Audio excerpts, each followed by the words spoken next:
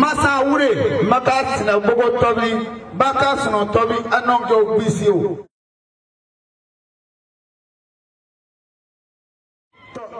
iwa unongo bisia use kuna moti demia ansa wure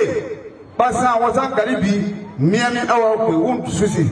eye ku tombu sibo baro ba so be boko ba ka tume wuri wure wa akuma mo pa iwa wuri wa won pe lu teta isosi wuri wure wa tuda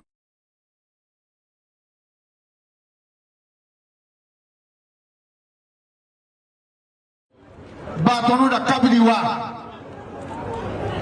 kabira kwa kuna no yiro no ita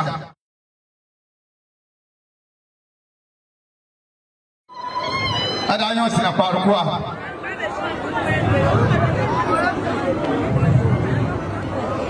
iwa kuna me seria ku wika kuna dele ku son wi nu kele unson wi asu umma wi sina paru kwa me alma o danyo ko gi gbowo ti da siko kuna seria o kan ba anda ni ko sina bogo ni nyoko gi so apa sina bogo kuna ba nyoko kuna atuma yi o seria o antone to sugoda frodugo ugano ne ni ame pono ugano ne ni ame pono ayewa ugobiwa makun watanu agogo ni yakwe na frodo ni na sera suda tamatama to amma wuniwa mo kama wuwo aduke me ode ma ki mo usa ki mo yenuki unsa wisa no gewo ude ma ki o mi mo yenuki mo wuki suda tama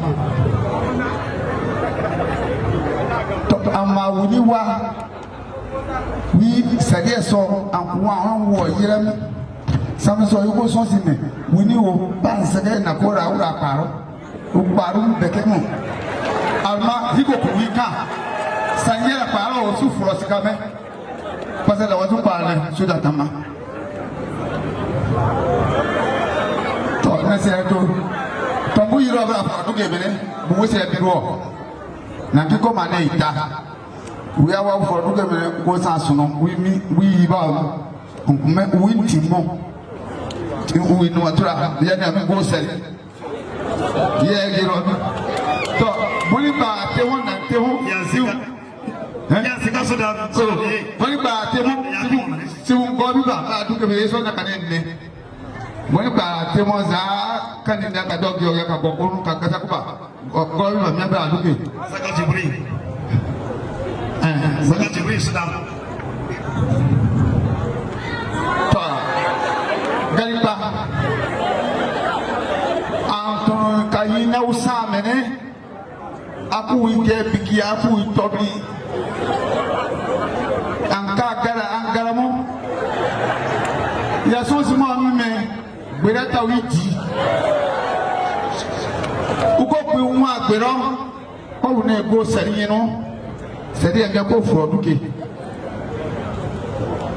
ume umu akam yoko kura kwata suna ko froduke mene ya nya gberamanti ti anu yesina bogo do moluda ni ki amse kuro wa mesa frosotuke magawas beba ma simon froso sari baba ye be bin duke saka wono si kuro kura saka ba ya ko so no ba yiru